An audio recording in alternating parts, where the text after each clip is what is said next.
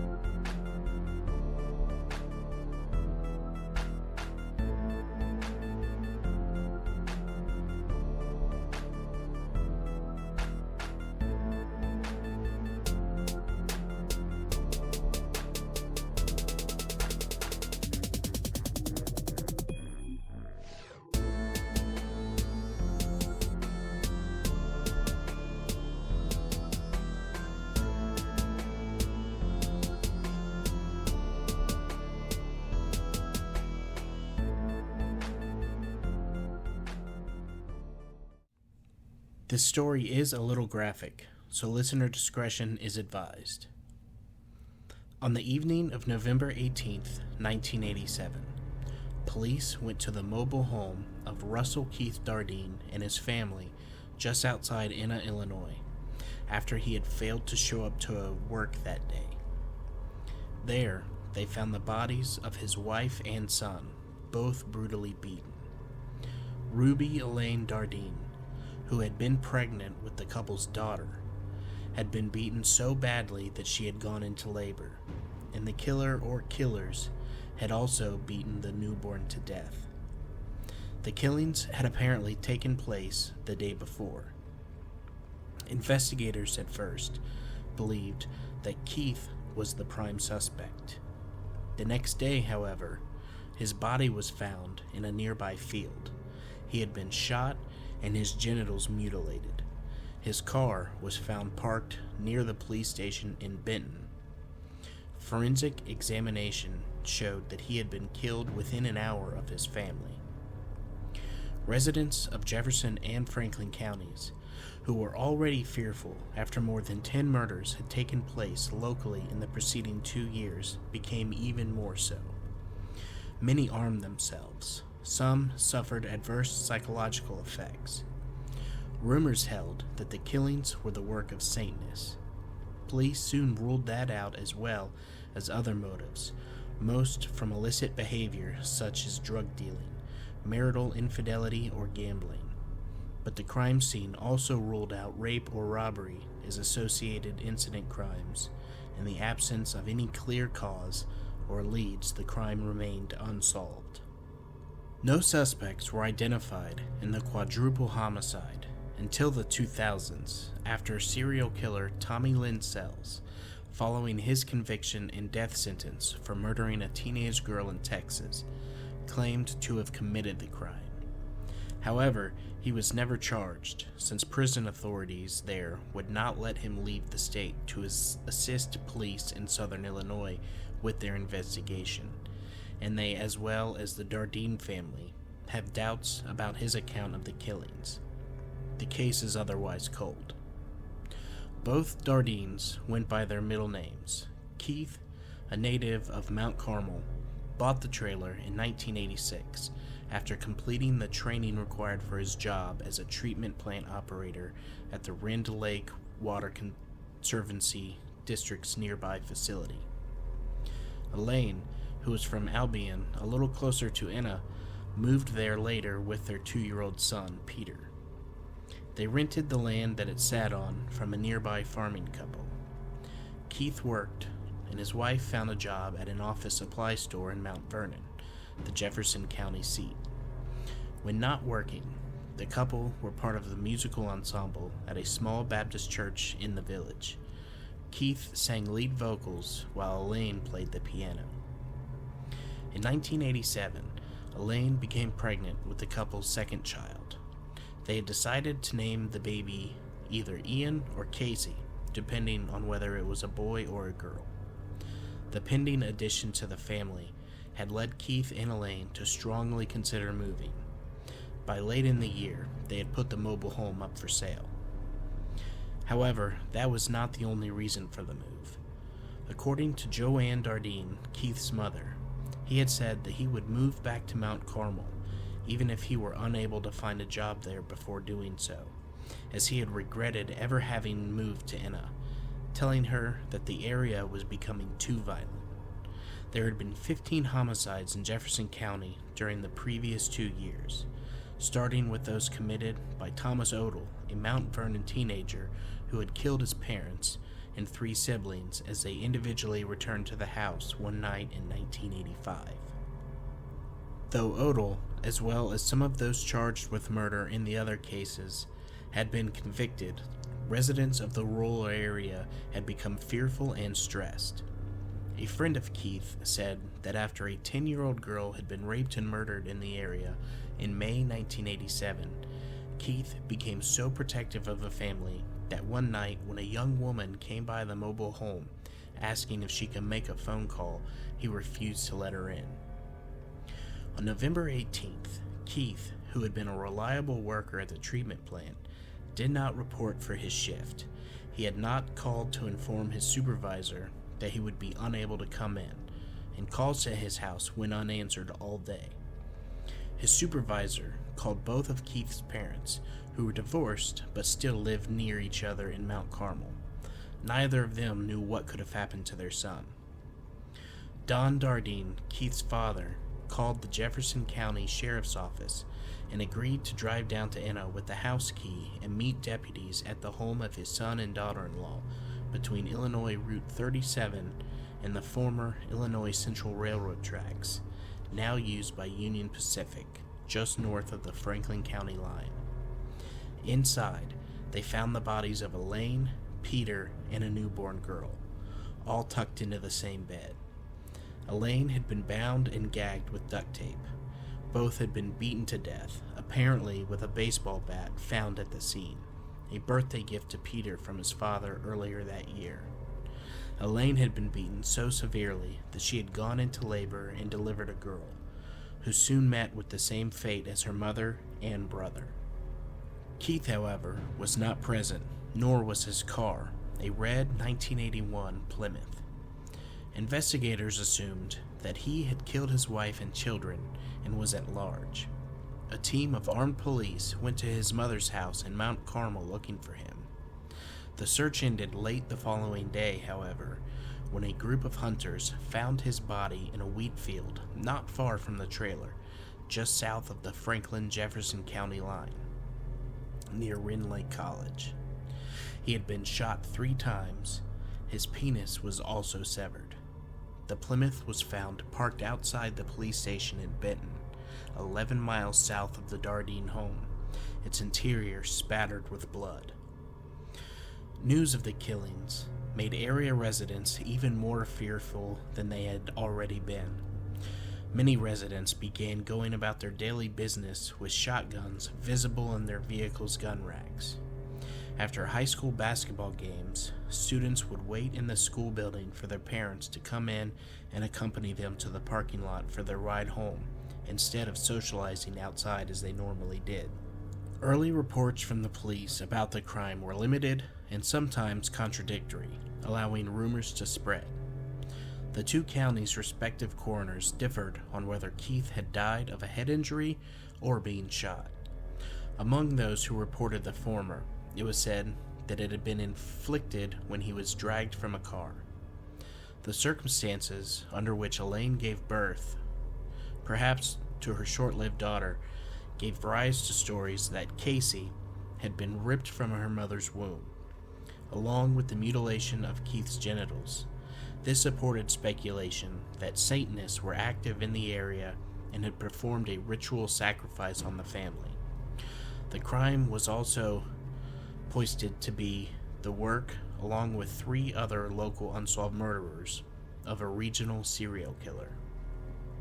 Dr. Richard Garrettson, a family physician who doubled as a Jefferson County coroner, told the St. Louis Post-Dispatch in early December that many of his patients talked to him about the case and how it had disturbed them.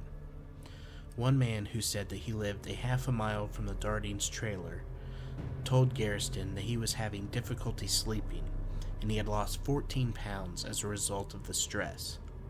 Also unable to sleep was the Dardeens' landlord's daughter, who told her parents years later that she kept her bedroom light on and read all night out of fear.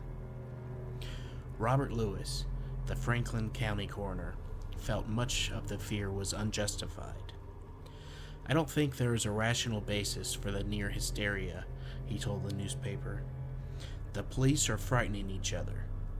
People were so afraid," he said, "that if someone ran out of gas in the country, he would not seek assistance in any nearby homes, but would instead walk to the nearest highway and hitch a ride." Local police agencies joined forces with the Illinois State Police to investigate the crime. A total of 30 detectives worked full-time, following leads and interviewing 100 people. None of what they found proved fruitful. A man, later taken into custody early on, was released after being questioned. Likewise, a co-worker of Keith's, with whom he had reportedly been having a dispute, was also cleared. No one knew who the couple had anything bad to say about them. A small quantity of marijuana was found inside the trailer, but not enough to suggest that they were involved in dealing. Police even believed that the marijuana might have been inadvertently left behind by the killer or killers. The autopsies found no drugs or alcohol in any of the victims. The coroners put the time of death for all of the Dardeens at within an hour of each other. The bodies in the trailer had been killed 12 hours before they were found, and Keith Dardeen had been dead for 24 to 36 hours when he was found. Resolving this question, however, made it harder to determine how the crime had been committed, since Keith's body was found away from the trailer, and he may have been killed at that location rather than with his family. At the trailer, the killer or killers had apparently taken the time to not only tuck Elaine's body into bed along with her children's bodies, but also to clean up the scene, suggesting that they did not feel any urgency to leave. The amount of effort involved led police to theorize that the crime may have taken place at night. The trailer was on Route 37, a busy state highway, but could be seen at the time from Interstate 57, almost 2,000 feet to the west. It was also an open question as to whether there was one killer or multiple. Determining the motive of the assailant was a particularly difficult part of the case. The back door had been left open. There was no evidence of forced entry. A VCR and portable camera were in plain sight in the living room. Elsewhere in the house, equally accessible cash and jewelry remained. The facts argued against robbery as the motive. Elaine had not been raped or sexually assaulted. Police also found no evidence of any extramarital affairs involving either Keith or Elaine that might have motivated the other party to a jealous rage. A stack of papers with sports scores found in the house led them to wonder whether Keith might have incurred gambling debts. However, Joanne Dardeen told police that her son was so frugal that he raised money for his young son's college fund by reselling 50-cent cans of soda at work for a small profit. Despite the widespread fear that the case engendered, Lewis, the Franklin County coroner, did not believe the Dardeens were randomly chosen.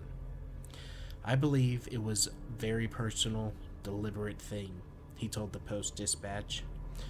A police report on cults told the newspaper that the rumor that Satanists were responsible was untrue, since such groups often would mutilate bodies more extensively, harvest organs, and leave symbols and lit candles at the scene of their crimes. None of these indications had been found at the Dardeens' trailer. Police did allow, however, for the possibility that while the Dardeens were chosen purposely, it may have been a case of mistaken identity by the killer or killers. Joanne Dardeen said later that she had considered other motives someone might have had for killing her son and his family. "I think that someone wanted Keith to sell drugs and he refused," she said in 1997. "Or there's a possibility someone liked Elaine and she wouldn't accept his advances, and he took out his rage on both of them. We just don't know." Eventually, the police exhausted all leads and had to start working other cases. 2 FBI profilers came to the area to review the evidence. They were able to make some suggestions, but generally found that the crime defied their typical analytic methods. Joanne Dardeen worked to keep the public from completely losing interest. Throughout the 1990s, she regularly called the one detective still assigned to the case, offering possible leads she had learned of or asking for any new information he could share. She gathered 3,000 signatures from area residents on a petition to the Oprah Winfrey Show, asking producers to do a segment on the killings of her son and his family. They turned her down, saying the crime was too brutal for daytime television. America's Most Wanted had a similar reaction at first, but then changed its mind and ran a segment in 1998. The show did not generate any new leads. The police were briefly interested in serial killer Angel Matrino Resendez, then known by his alias Rafael Resendez Ramirez, after he surrendered to authorities in Texas in 1999. He often traveled around the country by hopping freight trains, choosing his victims near the tracks they traveled and often beating them to death. While those elements suggested the Dardeen killings, authorities in Illinois were never able to connect him to the crime. Another serial killer in Texas would soon bring himself to the attention of the investigators in Illinois. On the last day of 1999, Tommy Lynn Sells cut the throats of 2 girls near Del Rio, Texas. One survived, and she helped police identify him. He was eventually convicted and sentenced to death for that murder and another one earlier in 1999, where he had killed a girl in San Antonio. While he was awaiting trial on the first murder charge, he began confessing to other murders that he had committed while drifting around the country, sometimes by hopping freights as well. One was the Dardeen family. Sells said that he did not remember the details of all the crimes that he admitted to, which he describes as a coping strategy from the sexual abuse that he endured as a child in the Missouri Boot Heel, but he did remember that one. In the mid-1980s, Sells was living primarily near St. Louis, roughly 90 miles northwest of Jefferson County, and making money from working at a traveling carnival and fairs as a day laborer or through theft. For the latter pursuit, he often hitched rides with truckers or hopped freights without any particular destination in mind. Anywhere a ride was going, I was heading that way. Might be in Illinois today and Oklahoma tomorrow, Sells explained later. It was through those modes of transportation that he became familiar with the Enna area. On one trip through Jefferson County in November 1987, that he claimed in 2010 to have met Keith at a truck stop near Mount Vernon or in a different retelling at a local pool hall. In both versions, he says Keith invited Sells home for dinner. After the meal, Sells was simply planning to move on, but then Keith allegedly triggered his anger by sexually propositioning him, in one account, to a threesome with Elaine. He forced Keith at gunpoint to drive to where his body was found, killed and mutilated him, then returned to the trailer to kill Elaine and Peter, who were witnesses, although he says it was at this time the result of uncontrollable rage that Keith's alleged sexual offer had set off in him. I was just so pissed off that I took it to the maximum limit. Rage don't have a stop button. He implied that it explained why he had killed the infant Elaine had delivered during the crime as well. In a third version, Sells dispensed with the encounter with Keith and the sexual proposition entirely. According to that account, he got off a freight he had hopped near Enna. When he saw the Dardeen trailer with its for sale sign, he saw an opportunity for a killing. After drinking beers and waiting for the right time, he knocked on the door and told a wary Keith that he was interested in buying the trailer. He then overpowered Keith, made him bind and gag his wife and son with duct tape, and forced him to drive his car to a nearby field at gunpoint, where he sliced Keith's penis off, telling him that he was going to take it back to Elaine. He then shot and left him there. At the trailer, he raped Elaine, then beat Peter, Elaine, and the newborn to death. After cleaning up, he drove Keith's car to Benton. To some investigators, Sells' 2014 execution by Texas was justice for the Dardeens as well. He was never charged with their murders, but he remains the number one suspect, Jefferson County State Attorney Douglas Hoffman said a week after the execution. Sheriff Roger Mulch agreed. The county deputy sheriff, who interviewed Sells in his Texas cell, says that he knew details of the crime that had been kept confidential. But even they agree that Sells may have added details to his story, as he was known to do, something that has left considerable doubt about many of the killings that he confessed to. Other investigators are less sure. While Sells' account is consistent with the general facts of the case, they say most of what he told them had previously been reported publicly. When Sells was asked about some information that had been withheld from media accounts of the killing, he seemed less reliable. His claim as to which seat of Keith's Plymouth he was shot in is believed by the evidence.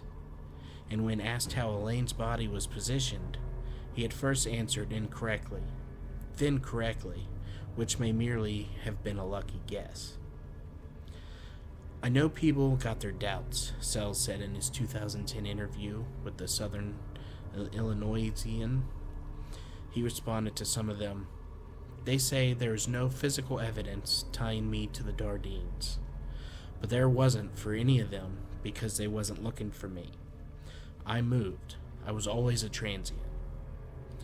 Police in Texas confirmed that Sells was responsible for 22 murders, but came to believe that in conscious imitation of another Texas serial killer, Henry Lee Lucas, he was trying to avoid the death penalty by confessing to crimes that he had not committed and taking advantage of the judicial system's gratitude. Their counterparts in Illinois thus wanted to take Sells to Enna so they could see how well he knew the area and the locations relevant to the crimes. He claimed that he could lead them to missing evidence. However, Texas law does not allow prisoners on death row to be taken out of state, and authorities there were unwilling to find a way to make an exception. So Duncan declined to file murder charges for lack of sufficient evidence. Doubts about Sells' confession are not limited to local law enforcement. Friends and family have issues with some of his claims. For one, they doubt that Keith would have invited home someone from out of town whom he had just met to even have dinner with a family, especially given the heightened fear in the area after all the killings over the preceding 2 years. If he wouldn't let a young girl in to use the phone, he wouldn't let a 22-year-old man in, said a friend, referring to Sells' age at the time. They also find Sells' claim that Keith made a homosexual advance toward him unlikely. They had never perceived him as even possibly having an interest in his own sex, and the police did not find any evidence of that during their initial investigation. The detectives who interviewed Sells believed that if he did kill the Dardeens, he invented that detail to make the crime seem more justified. In confessing to other crimes, he often included similar stories to make it seem like the victims had provoked him. Joanne Dardeen's position on Sells' guilt has evolved. In 2000, when the confession was first reported, she told the Chicago Tribune that she was as certain as the police that he was a suspect. She believed only talking to him could clear up any lingering doubts. "I have always wanted to know every detail," she said. "Some people may think that's gory, but when someone does something to my family, I want to know why." 7 years later, on the 20th anniversary of the killings, a year after Sells' initial execution date had been stayed so a federal appeals court could consider a question about his mental state, she said she was 99% sure, and expressed again her interest in possibly talking to Sells. "There's just a little bit of doubt there. Not that he didn't do it. I'm wondering if maybe somebody helped him." In his 2010 interview, Sells was skeptical of what such a conversation might accomplish. "Joanne wants to talk to me. If she wants to come here and talk to me, scream at me, yell, kick me, hit me, she should have that right," he said. But he said that no apology he could make could possibly give her closure. "Sorry ain't gonna cut it. So what is there to say? I could tell her sorry every day the rest of my life. It's not going to stop her pain, and one thing I do know about is pain, and it don't go away." The two never did talk. By the time of Sells' 2014 execution, Joanne had come to believe he was not the man who killed her son, daughter-in-law, and grandchildren. "I wanted him to stay alive until I knew positively that he didn't do it," she told the Associated Press shortly afterward. "The things that he said do not match up with what I know about Keith," she told the Pat Gowan, the Post-Dispatch reporter who had originally covered the case in 1987. "A lot of people think it's done and over with, but to me, it's not."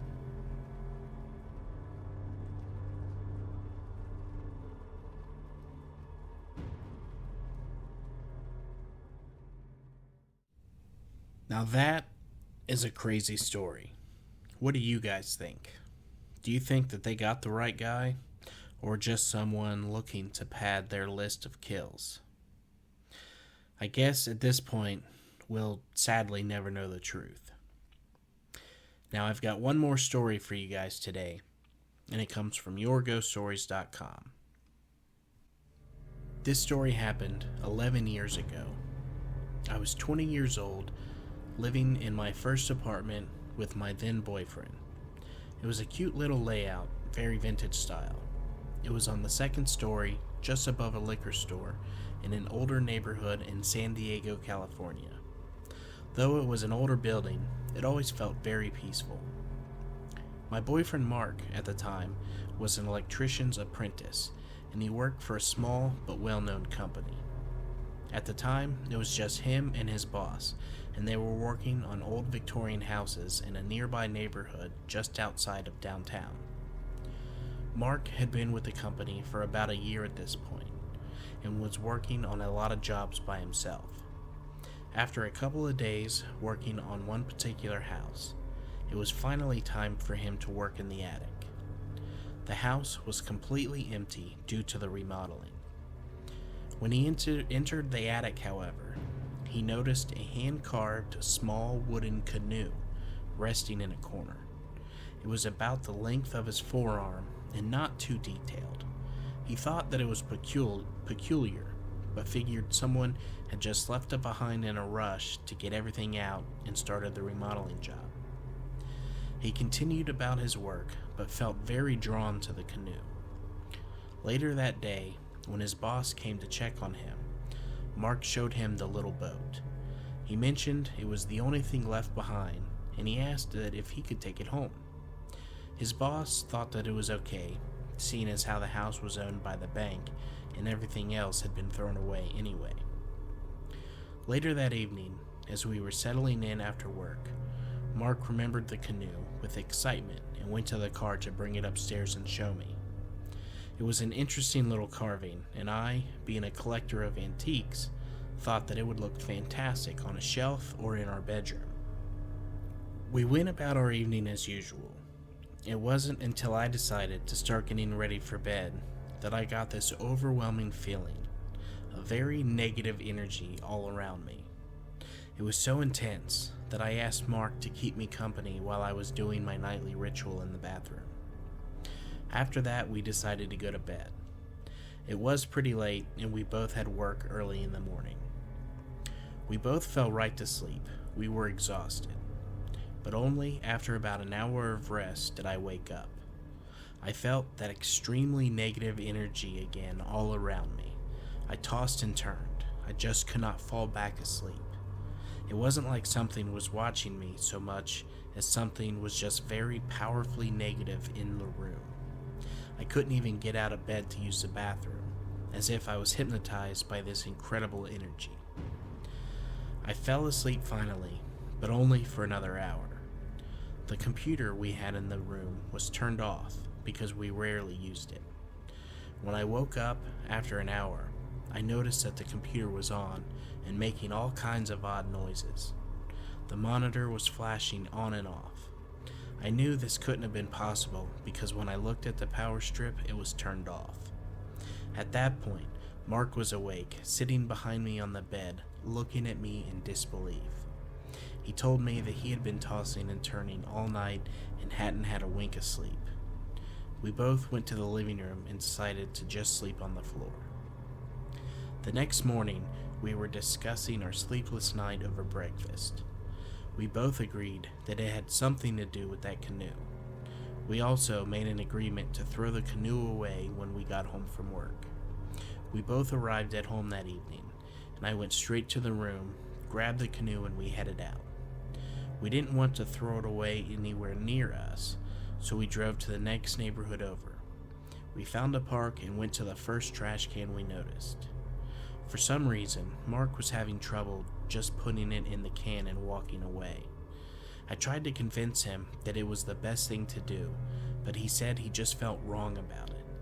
He said he would just set it on top of the trash can.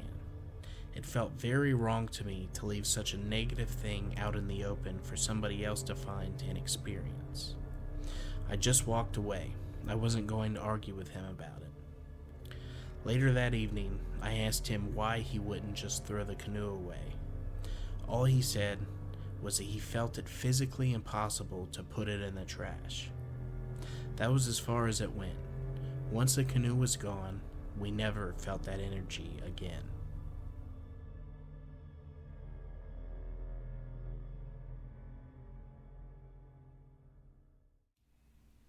Well, that's going to do it for today. I hope that you enjoyed the stories, and if so, please rate and review on Spotify and Apple Podcasts. A 5-star rating really helps others to find this podcast. We've fallen into a nice groove of listeners, getting about 1,000 plays every 2 weeks. So sometime in September, we should reach 20,000 plays total, which is a number that I honestly never expected. It's not very likely, but it's definitely possible for us to hit 100,000 plays by the end of the year. So I'm going to ask everyone a favor. Please share this podcast with everyone you know, be it on Facebook, Instagram, or even Twitter, which I'm not even on. Let's try to get to 100,000 total plays by the end of the year. I truly love doing this, and I would love for it to one day be my full-time job. And with that, I'll be able to devote so much more time to make it so much better. But with all that being said, once again, thank you everyone for listening. And make sure to keep your doors and windows locked. And stay ready for Ohio Unsolved.